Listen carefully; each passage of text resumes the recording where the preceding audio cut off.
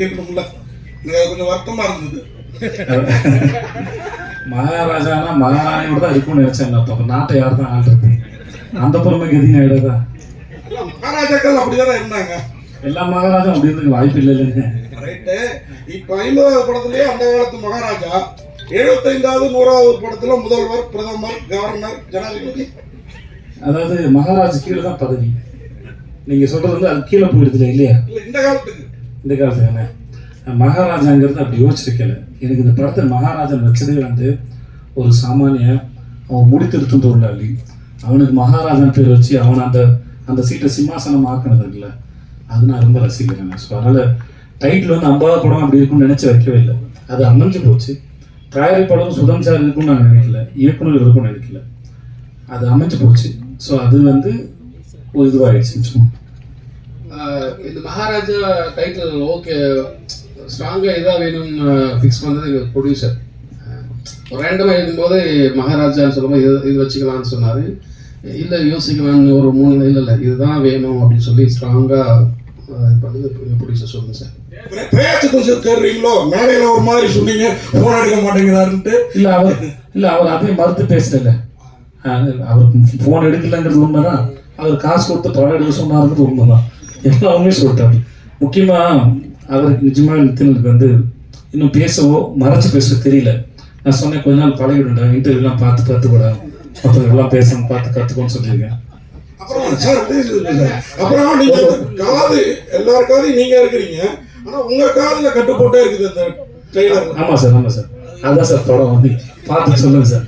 ஆனால் என்கிட்ட சொல்லுங்க சார், மக்கள்கிட்ட சொல்லாதீங்க சார் ப்ளீஸ். ஒரு விஷயம் சார் சொல்லுங்க சார்.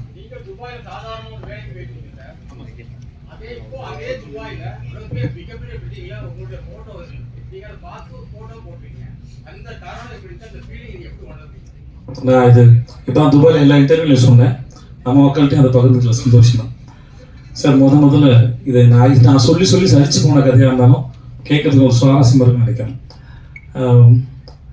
சார். இங்கே ஒரு கம்பெனியில் அக்கௌண்ட்டாக வேலை பார்த்துருந்தேன் சார். அது பேர் GKS enterprises, cement company sir. மாதம் 3500 சம்பளம் சார். இன்னொரு ஃப்ரெண்டு சொல்லி ஹீரோ ஸ்டார்னு ஒரு கம்பெனி இருக்குது, அங்கே துபாயில் வேலைக்கு வராங்க. அங்கே 12,000 சம்பளம்னு சொன்னாங்க, 1000 திராம் சேலரி. என்கிட்ட அப்போ பாஸ்போர்ட் இல்லை. நான் வந்து பாஸ்போர்ட் எடுக்கிறதுக்காக அப்ளை பண்ணியிருந்தேன். டைம் ஆகிடும், எனக்கு சீக்கிரம் போகணும், 10 நாளில் ஊருக்கு போகணும்னு சொல்லிட்டாங்க சார்.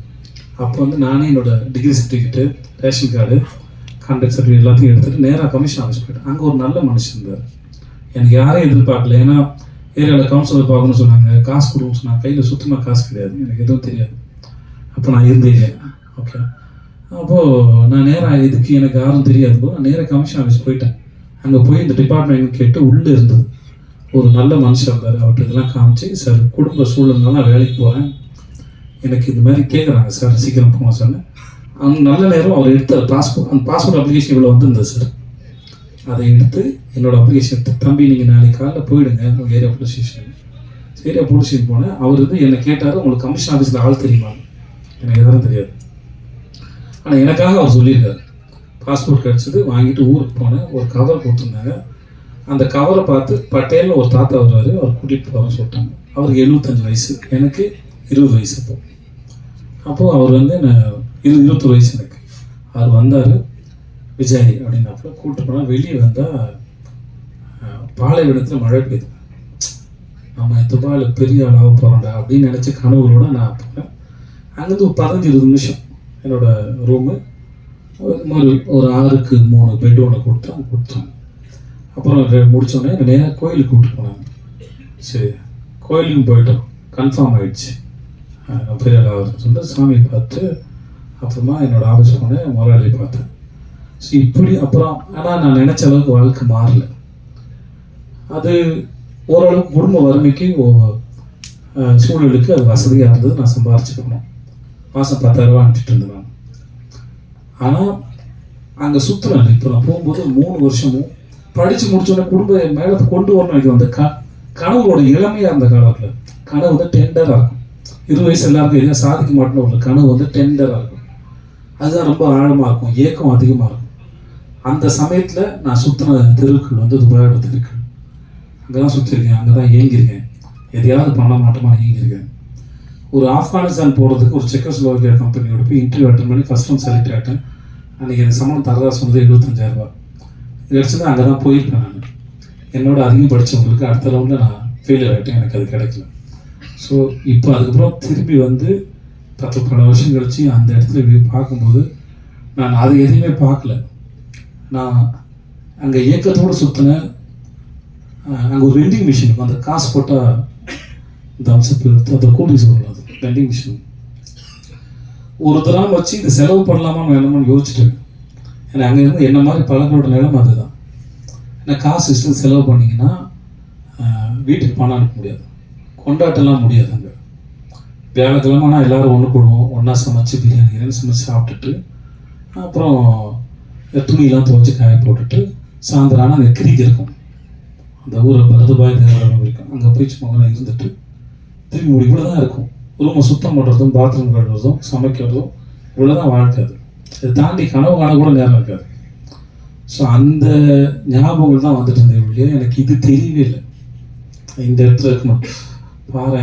அப்போது அன்னைக்கு நான் ஏக்கத்தோடு சுற்றின அந்த நாள் வந்து எனக்கு சொல்லியிருக்கு, உனக்கு ஒரு நாள் பரிசு இருக்குடா இந்த இடத்துல.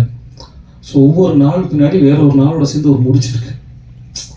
ஒவ்வொரு விதைக்கு பின்னாடி ஒரு பெரிய மரம் இருக்குது, அதில் நிறைய பறவைகளுக்கு கூடு இருக்குங்கிறது தெரியாதுல்ல, அது அந்த விதைக்கு தெரியாது இல்லையா. அதை போல தான் ஒவ்வொரு நாளையும் நான் பார்க்குறேன். நான் நினைக்கிறேன் சேதன ஆக்சுவலாக நடுவில் வந்து நீங்கள் வந்து ஹீரோவாக இருக்கும்போது மாசாக வந்து எல்லாத்தையும் பண்ணிகிட்டே இருந்தீங்க. அதுக்கப்புறம் திடீர்னு கேரக்டரைஸ் இறங்க ஆரம்பிச்சிட்டீங்க. எங்கே இறங்குன்னு சொல்லும்போது மாஸ்டர்லேருந்து எல்லாமே அது இறங்குனது இல்லை, அது பேர் முதல்ல வந்து இறங்குனது இல்லை, இறங்க கேரக்டரைஸ் போக ஆரம்பிச்சிட்டீங்க ஹீரோவாக. கண்டிப்பாக கிடையாது. அது அப்ரோச் இல்லைன்னு சொல்லுவாங்க. நீங்கள் வில்லன் இல்லாமல் ஹீரோ இல்லை, தீமை இல்லாமல் நன்மை நகமே தெரியாது, வெயில் இல்லாமல் நிழல் தெரியாது, அவ்வளோதான் கணக்கே ஒழிய அது ஈக்குவல், அது பேலன்ஸ். என் கணக்கு அதுதான் ஒழிய நான் வில்லனாக பண்ணும்போது உங்களை எவ்வளோ என்டர்டெயின் பண்ணுறேங்கிறது ரொம்ப கவனமாக இருந்தேன். நான் வில்லனாக பண்ணி உங்களை போர் அடித்து ரொம்ப அவசியம் க்ரியேட் பண்ணிட்டேன்னா நான் ஹீரோ நடிக்கிற படங்கள் அது பாதிக்கும். ஆனால் நான் வில்லன் அடிக்கும்போது எவ்வளோ ஒரு என்டர்டெயின் பண்ணலாங்கிறது தான் கணக்கு. என்னவாக இருந்தாலும் சரி, அது போகிற போக்கில் பண்ணலன்னு சொல்லுவாங்க, வேற ஒன்றும் இல்லை. இல்லை 50-50 வந்து எல்லாருக்குமே மிக முக்கியமாக தருணமாக இருக்கும். ஏன்னா 50வது படம் எங்க திரும்பி பார்த்தா அது பேசணும் அப்படின்னு இருக்கும். ஏன்னா இங்கே 40-40 அடித்த மாதிரி உங்களுக்கு 50க்கு 50 அடிக்கணும் அப்படின்ற ஒரு எக்ஸைட்மெண்ட் இருக்கும்.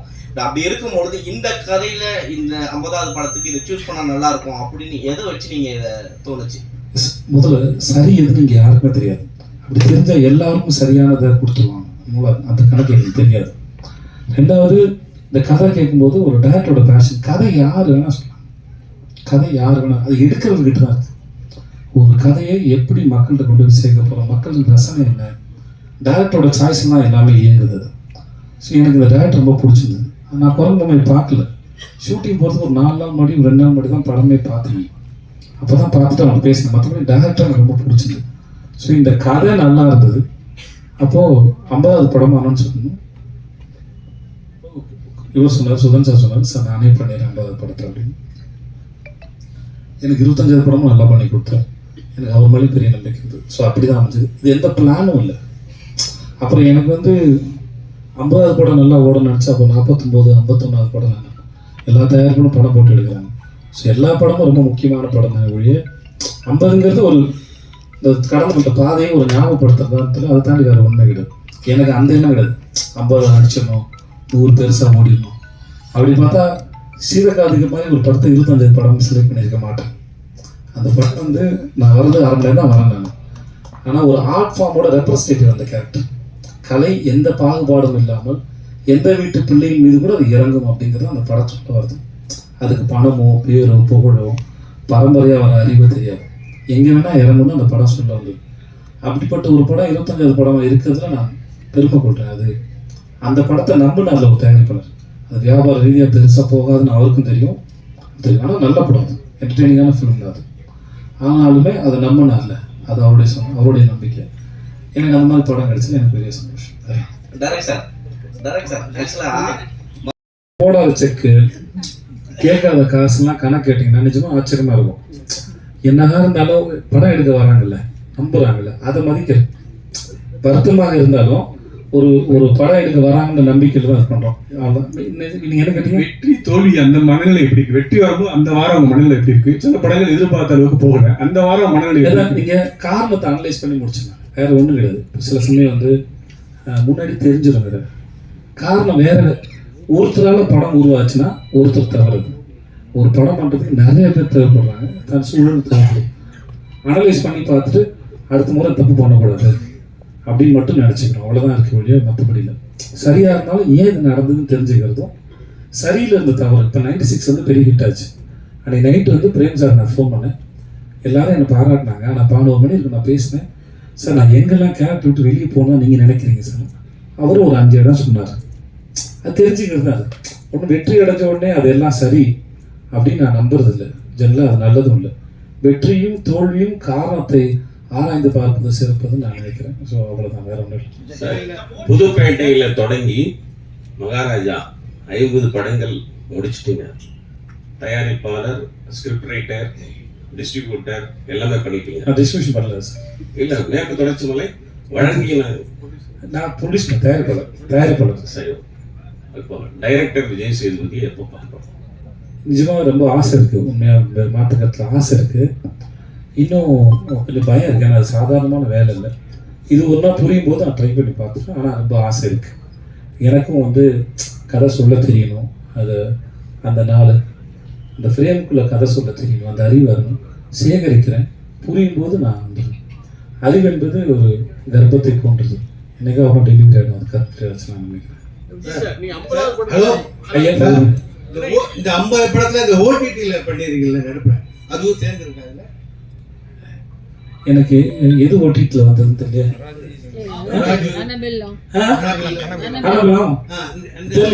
இல்ல கணக்கு எதுனா சேர்த்து போட்டான்னு தெரியல. இல்ல கெஸ்ட் எல்லாம் எடுக்கல, என்னென்ன கணக்கு வச்சிருக்காங்கன்னு தெரியல. அனுபவம் சேர்த்து நான் சேர்ந்துருக்கும் தான் நினைக்கிறேன், தெரியல. பட் ஆனா கணக்கு ஆளுங்க போடும்போது அது சேர்ந்தா இருக்கா. ஆமா, சில கெஸ்ட் ஒன்னா சேர்க்கல நாங்க. ஓகே, 50வது படத்துல நிக்கும் போது நிறைவா இருக்குது உங்களுக்கு? 50 படத்துல நீங்க ஒரு நிறைவான நடிகரா உங்களை ஃபீல் பண்ணுங்க சார்? நிறைவு அடையல சார். நிறைவு அடைஞ்சிட்டா அது முடிஞ்சு போச்சுன்னா சார், அது ஸ்டேட்மெண்ட் ஏதாவது சொல்லல சார். இன்னமும் ஒரு முறையும் கேமராமேன் நிற்கும் போது நிறைய கேள்வி நமக்கே இருக்கு சார். அது சில சமயம் பல நடிச்சு முடிச்சதுக்கப்புறம் இப்போ நம்ம டிஜிட்டல் இருக்கிறதுனால சார், ஃபிலிம் இல்லை சார். அதனால் வந்து சில சமயம் வேறு ஆங்கிள் அப்ரோச் பண்ணால் கேட்கலாம் முடியுது. ஒரு பர்ஸ்பெக்டில் ஒரு சீன் அப்ரோச் பண்ணி முடிச்சுட்டு இதுக்கு வேற ஒரு ஆங்கிள் தோணுது, அதையும் ட்ரை பண்ணி பார்த்துலாமா தோணுது. போஸ்ட் வச்சுக்கலாம். மேரி கிறிஸ்மஸ் நேரமாக நிறைய அனுபவம் இருந்தது. நான் ஸ்ரீராம் சார் நடிக்கும்போது ஒரு 4-5 சீனுக்கு ஒரு 2-3 வேரியேஷன்ஸில் அடிச்சோம். ஸ்ரீராம் சார் எப்படின்னா அவர் ரொம்ப ஓப்பனாக இருப்பார். அதனால் விஜய் எனக்கு நீங்கள் பண்ணிவிடுங்க, இது நல்லா இருக்குது, அதையும் பண்ணிவிடுங்க, நல்லா இருக்குது, நான் எடிட்டிங் டிசைட் பண்ணிக்கிறேன்னு சொல்லுவார். ஸோ அந்த மாதிரிலாம் நிறையா இதெல்லாம் கிடைக்கும். ஸோ எவ்வளோ கலை என்பது அதான், எவ்வளோ தேடினாலும் எவ்வளோ தோணுனாலும் அது அமிர்தம், அது வந்துகிட்டே தான் இருக்கும், அது வந்து குறையாது. ஸோ அதனால் அந்த எக்ஸ்பீரியன்ஸ் தான் சார் ரொம்ப அழகு. ஒரு ஸ்டேஜுக்கு மேலே தண்ணீர் அடைதல் இல்லைன்னு நினைக்கிறேன் ஆர்ட் ஃபார்ம் பொறுத்த வரைக்கும். அதை நீங்கள் எக்ஸ்பீரியன்ஸ் மட்டும் தான் உங்களை வந்து என்ஹான்ஸ் பண்ணுவோம், இல்லை என்கரேஜ் பண்ணுவோம், இல்லை அதை வாழ்றத சுவையை வந்து ரசிக்க வைக்கணும்னு நான் நினைக்கிறேன். சரி சார், நீங்க நடிச்ச 50 படத்துல தனிப்பட்ட முறையில் பிடிச்சீங்கன்னா கடைசி விவசாயி, எனக்கு ஆண்டவன் கட்டளை, சூப்பர் டெலக்ஸ், அந்த மாதிரி நீங்க ரொம்ப ரசிச்சு பண்ண படம் என்ன படம்? ரொம்ப கஷ்டப்பட்டு மன ரீதியா உடல் ரீதியா பண்ண படம் என்ன படம்? நீங்கள் சொன்ன படம் கடைசி விவசாயம் இல்லை சார், ரொம்ப கஷ்டம் சார். அது ஸ்பிரிச்சுவல் வந்து உணர்றது இல்லையா சார், அதுக்கு பெரும் காலம் எடுக்கும். அது ரொம்ப கஷ்டப்பட்டேன், அதை தொடர்றதுக்கு ரொம்ப கஷ்டப்பட்டேன். அதை நான் வந்து ஸ்பிரிச்சுவாலிட்டி வந்து அவ்வளோ சாதாரண விஷயம் நான் நினைக்கிறேன். எல்லாத்தையும் சரண்டர் பண்ணி அப்படியே ஏற்றுக்கிற ஒரு தன்மை வரணும். அது எனக்கு இன்னும் வாழ்க்கையில் வரல. ஆனால் அது பெர்ஃபார்ம் பண்ணும்போது அது ஃபேக்காக பண்ணிக்கூட ரொம்ப மெனக்கெட்டேன். ஓரளவு நான் தொட்டதாக நினைக்கிறேன். அது பண்ணும்போது எனக்கு எப்படின்னா, அங்கே மக்கள் வந்து என்னை நம்பினாங்க. நான் விபூதி இங்கே வச்சுருந்தேன், அந்த சுருக்கு போயிருந்து அடிச்சுன்னா கையில் விபூதி வந்து இல்லை, கை இப்படி அடிச்சதை வந்துடும். வரிசை நின்று என்ன வர வேணும்னு கேட்பேன். மழை பெய்யும், காடு நல்லா இருப்போம், அடுத்து என் புள்ள நல்லா படிக்கும் போ, அப்படியே எல்லாம் விபூதி பூசிங்க. அதை நான் வந்து மனசார தான் நான் செஞ்சேன். நான் அந்த கதாபாத்திரம் ரொம்ப ரசித்தேன். நான் எழுதுனது மணியன் கேட்டேன், எப்படி தெரியல அது எழுதுனீங்க அப்படின்னு. ஸோ அது ரொம்ப கஷ்டமானது. சூப்பர் டீலர் சொல்லி சாதாரணமான விஷயம் இல்லை. அது குமாரராஜான்னு அந்த ஒரு மாபெரும் அந்த டைரக்டர் இல்லாட்டி அந்த மாதிரி கதையை வேறு யாரும் நம்பி நான் போயிருப்பேனா கூட எனக்கு தெரியாது. ஏன்னா அந்த படம் நான் என்னை நம்பி போகவே இல்லை. பாலகுமார் ரொம்ப கஷ்டப்பட்டிருக்கேன். நிறைய படம் இருக்குது. அது சில சமயம் உங்களுக்கு படமாக தெரியாது. சில சீனில் போய் நிற்கும்போது எம்டி ஆகிடும். ஒரு இறங்கி பண்ணும்போது காத்திட்டு நான் கேட்டுருக்கேன். ஒரு சீன் பாபி அடித்து போடுற சீன் ஒன்று இருக்கும். அன்றைக்கி எனக்கு வாழ்க்கையிலையும் பிரச்சனை இல்லை, ஒன்றுமே இல்லை. ஆனால் நடிக்க வரல, அன்றைக்கி நடிக்க வரல. நான் சொன்னேன், தலைவா நடிக்க என்ன தெரியல, வரல தலைவா, மைண்டில் ஒன்றும் இல்லை தலைவா, வீட்டில் சண்டை இல்லை, எந்த பிரச்சனையும் இல்லை தலைவா, கடன் தொல்லை இல்லை, ஆனால் ஏன் தெரியல தலைவா, மைண்டு ரொம்ப எம்டியாக இருக்குது, நீங்கள் ஒரு நாள் மட்டும் என்னை போட்டுக்கிட்டு எதாவது காப்பாற்றுங்க. அன்றைக்கி வேறு சீன் எடுத்தார், அந்த சீனால் நடிக்க முடியல. ஸோ இந்த மாதிரி ஒரு படம் இல்லை, ஒரு கேரக்டர் இல்லை, சில சமயம் ரொம்ப சாதாரணமான விஷயம். கூத்துப்பாட்டில் முதல்ல போகும்போது நீங்கள் நடிகரான உங்களை அப்சர்வ் பண்ணுறது செக் பண்ண போனோம்னா எஞ்சி அந்த சுவிட்ச் போடுன்னு சொல்லுவாங்க.